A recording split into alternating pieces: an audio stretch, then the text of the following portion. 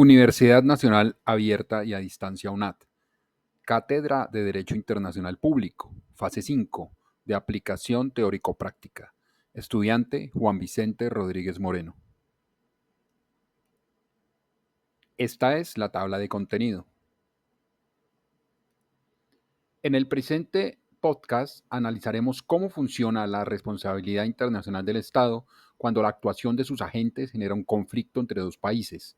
Para ello, presentaremos un caso práctico inspirado en los principios del derecho internacional público y en los fundamentos teóricos desarrollados por autores y decisiones de la Corte Interamericana de Derechos Humanos.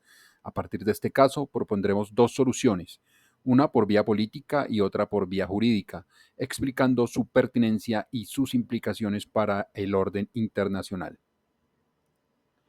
Antecedentes conceptuales, derecho internacional público y responsabilidad del Estado. Antes de abordar el caso, es fundamental recordar que el derecho internacional público regula las relaciones entre los estados y otros sujetos internacionales. El individuo también adquiere progresivamente un rol activo dentro del sistema internacional, especialmente en temas de protección de derechos humanos.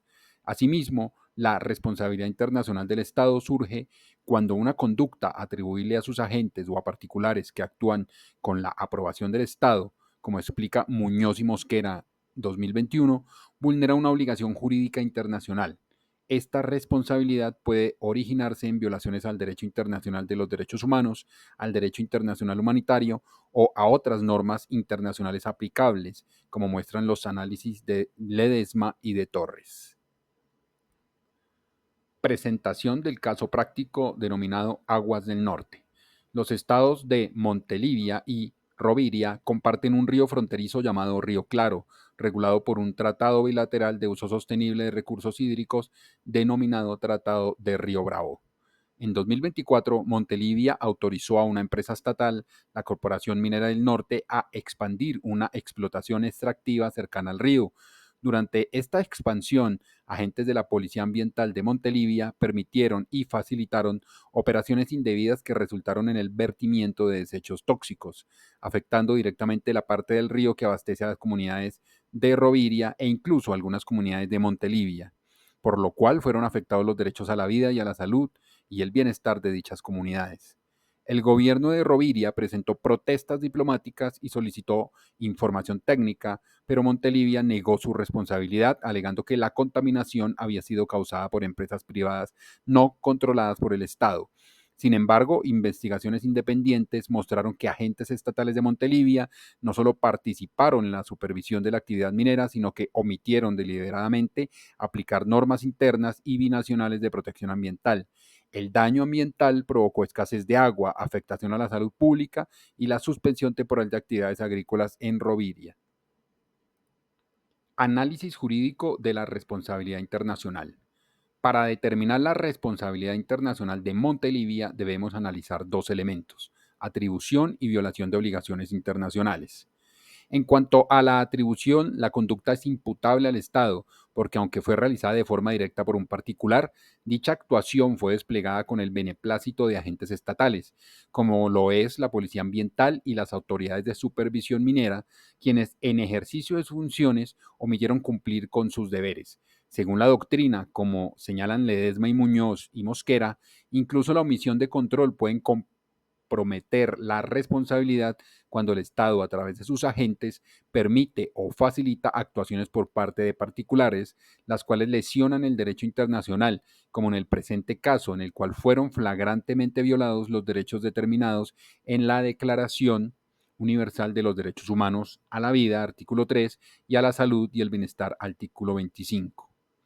Sobre la violación, Montelivia no solo incumplió sus obligaciones respecto de la protección de los derechos humanos establecidos, sino también sus compromisos establecidos en el Tratado Bilateral sobre Protección Transfronteriza del Río Claro y en normas generales del derecho internacional sobre prevención del daño ambiental transfronterizo, como lo es la Declaración de Río sobre el Medio Ambiente y el Desarrollo, la cual fue acogida por ambos estados.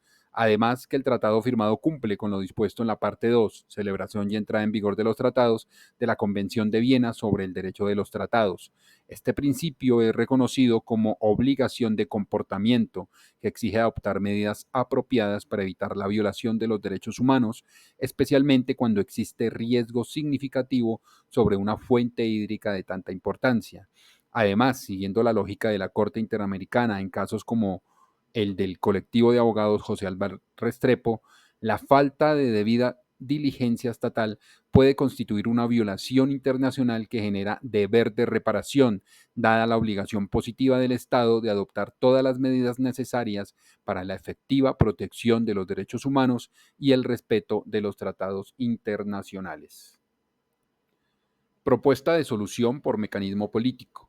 La primera solución propuesta es un mecanismo político, específicamente la negociación bilateral con apoyo de una comisión técnica conjunta, en atención a lo determinado en el artículo 33, capítulo sexto, arreglo pacífico de controversias de la Carta de las Naciones Unidas.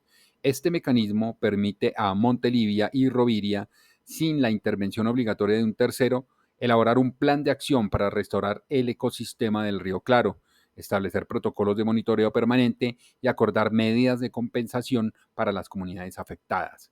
La negociación es conveniente porque promueve la cooperación internacional, la prevención de futuros conflictos y evita el deterioro de las relaciones diplomáticas. Propuesta de solución por mecanismo jurídico. La segunda solución es un mecanismo jurídico.